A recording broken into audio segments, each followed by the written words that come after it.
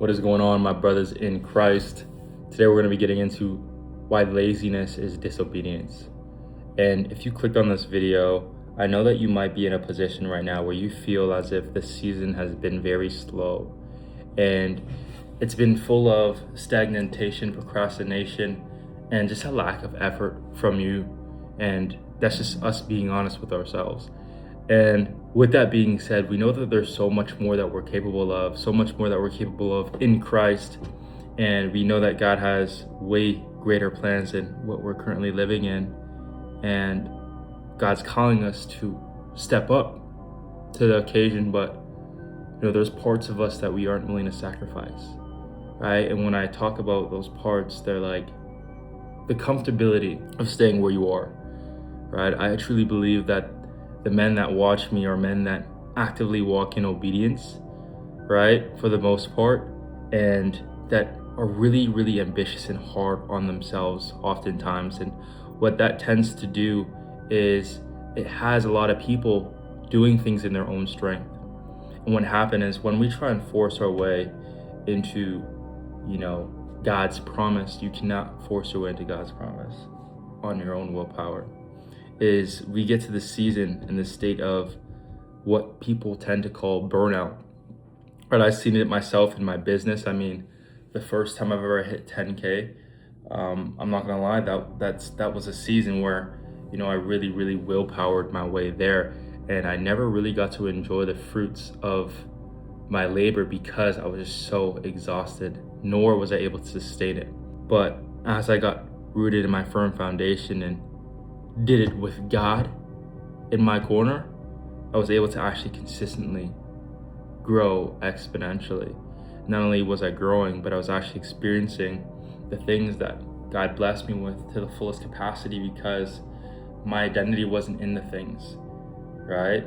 But I was rooted in my firm foundation the whole time. Anyways, I'm waffling, but to bring it back to the point, and the reason why laziness is disobedience is because you were blessed with the opportunity to have opportunities. You have the opportunity of a lifetime. There is 1 in 14 trillion of a chance that you were born, and yet you were born. When we are lazy, we are simply taking what we were blessed with for granted.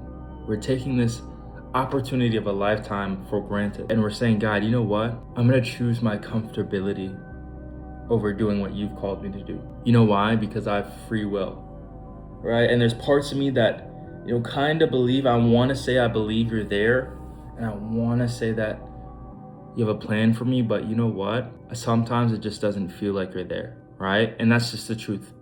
Some of us guys get to a space where it's like, we walk in obedience, we do everything right, and because we're not seeing the result, it's like, what's the point? Let me just act on my own fleshly desires. Let me just do what I want to do, right? And then you hit that state of burnout, and then you fall into the procrastination. And procrastination and laziness doesn't always entail that you're not doing anything, but you can be focused on the completely wrong things. You can be living in the world. You can be, in your phone, staying busy. You're texting 5 girls at once. You're, posting on social media. Whatever the case is, you can still do things and yet still be lazy. I'm talking about lazy to what God has called you to do, right? And with that being said, when we get to that state of, procrastination or stagnation, or we're just not doing what we need to do to progress the kingdom and our relationship with Jesus, it's a lack of faith. Because the matter of the fact is, if you've seen a big guy in the sky and he told you to make the most of it today, chances are you're going to make the most of it today, right? So what does that say about us is that we have a lack of faith. Because whether we like to believe it or not, God is always watching, right? He's always listening. He's always in the room. And with that being said, he wants to see how you steward what you do have, right? And he's watching you. Before he blesses you with more or before he takes away, he's watching to see what you do in the now. Right? And I always think back to the parable of the master that had given the servants the talents and went off. When that master came back, he specifically said to the servant that didn't do anything with the talent and simply dug it into the ground and buried it, he said to that servant, "Thou wicked and slothful servant." God expects you to take what he has given you and put it to use, to go out there and multiply, right? And with that being said, laziness is almost like a spit in the face. God, you bless me with this gift, but you know what? My feelings mean more. My comfort means more, right? And we don't say it like that, nor do we like to think of it like that, but that's exactly what it looks like. Because we're sitting in God's grace, we're sitting in God's gift. Today is the day that the Lord has made. I'll be glad and rejoice in it. We're literally sitting in His grace, but yet at times when we fall into laziness, we're basically saying, God, my will over your will, my flesh over what my calling is. My comfort means more than your promises. My comfort means more than what you've called me to do. My comfort means more than my calling. And the biggest thing that we have to get acquainted with in these times is we have to draw closer to Jesus. I know that's so hard to say, because if we're being lazy and if we're stuck in this state of procrastination, the last thing that seems doable is getting into our word. And it's so messed up that you can think like that, but I've definitely been in that position. I know what that feels like. But what you lack the realization of what Jesus really did for you, right? And you have to get into the word and you have to read the words. You have to see that He said, Father, forgive them for what they have done, for they do not know what they're doing, right? You got to see Jesus die for you. You have to see Him rise again for you. You have to see the promises that He gave to you, and you have to see His character for you to come to the place of gratitude so that you can start doing what you need to do again. Because you lost that sense of gratitude. You lost that understanding that you're living in a blessing and your life is not yours to live, right? Nor are you deserving of living it, but you were gifted it by God. Somewhere between your self-ambition and your ego, you lost the fact that you're sitting and living in God's mercy and His grace. And what we need to do is be renewed by the words of the Bible. We need to be transformed by the words. So you have to get in the Word to be transformed by the Word, and in turn, you will see yourself become more productive. You know why? Because you bring yourself back to realizing that this life is not yours to live, and you are a dirty, wretched sinner who is so undeserving, but yet was blessed with another day, which means God is not done with you. And that is enough reason to give it absolutely everything you got. There is no room for laziness at the table when God is present. So if laziness is sitting at your table, eating where you eat, ask yourself, have you invited God to sit at your table? Because you might not be living like it right now. Because you cannot tell me that you believe Jesus died for you on the cross, shed blood, rose 3 days later, loves you so much, and yet you spit in His face by being lazy and not doing anything with this gift and this opportunity of a lifetime. You can't tell me you believe in Christ and then stay stagnant. You can't tell me you believe in Jesus and believe in everything that He's done for you and all of His promises and not be motivated to go out there and do something, make something happen. So many people are focused on these surface level concepts like discipline and motivation. You don't need discipline and motivation when you are locked in on Jesus. All of those things happen as a byproduct. Discipline and motivation are concepts.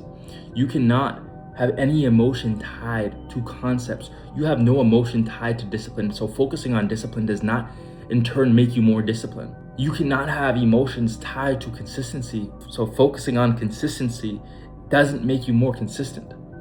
What will make you more consistent, what will make you more disciplined, is fixing your heart posture and realizing that you're living in a blessing, something that you do not deserve but was gifted to you by Jesus. And the matter of the fact is, when you are acquainted with that fact, you cannot stay still. You cannot go out in the world and carry out God's will, right? You have to move. Your faith moves you, and that's what it calls to have faith. Don't tell me you have faith and it doesn't change the way you walk, the way you talk, the way you act, right? And if you're lazy, you're ultimately putting your flesh on a pedestal. You're putting your opinions and your thoughts over what you're called to do, what God is calling you to do. You're your own idol. You think that your comfort comes before God's calling. You think your comfort comes before you picking up your cross and walking with it. And if you're in a position right now where you want to do more with what God has blessed you with, and you want to step into coaching, and it's been something that you thought about, take the next step. I have a link below book a call with me and we can see what we can do one-on-one to get you to where you want to be. But start doing something with the gifts that God has given you. All right, I knew I always wanted to be a leader, but I spent so much time procrastinating on what I could be doing instead of doing it because I knew that it was going to come with uncomfortability. And in that moment, I was idolizing myself and my comfort. I was putting my comfort before what I felt called to do. And then the moment I stepped into online coaching, bro, my life has exponentially changed. Since there, I've progressed so much as a leader. I've progressed so much in my spiritual maturity. I've progressed so much in every aspect of my life, right? And it was the most uncomfortable thing I've ever done. And every single day that I wake up is uncomfortable. But you know what?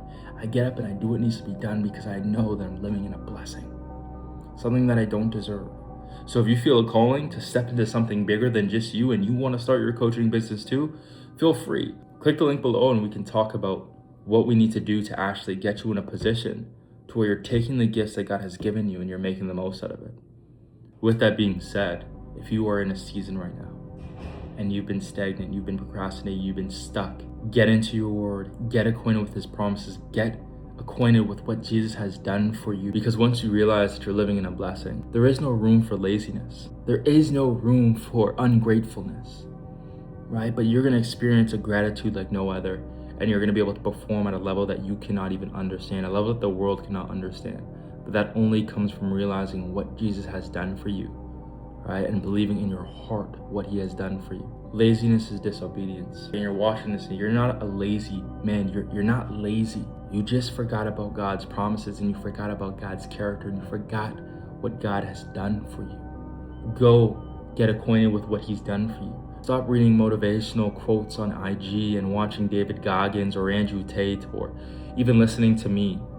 Go and get acquainted with what God has said and what he's done for you and the promises that he made to you, because that is where the growth is, right? That is where you draw closer to him. And as a byproduct of you drawing closer to him, you will subsequently become more disciplined. You will subsequently show up each and every single day and be consistent as a byproduct of your gratefulness. Focusing on discipline doesn't make you more disciplined, nor does focusing on consistency. Focusing on Jesus does both simultaneously, right? So I'll leave that with you. And if you're in a position right now where you feel called to step into something bigger and you want to stop going to a job that is draining you and taking from you and ultimately just not making the most out of your gifts, and you want to get into coaching and building a personal brand and work with me one-to-one to scale to 10 to 15K plus per month, my link is below. Book in a call with me and I can see what I can do to get you to that position. But regardless of if you step into that, take a step. Everyone loves to say you can't change your life in one day. I beg to differ. In a day, there are hours, and in those hours, there are minutes, and in those minutes, there's a moment where you decide to change the trajectory of your life, to take a step in the right direction and never look back. Take that step today. With that being said, I love y'all. I'll see you guys in the next video. Deuces.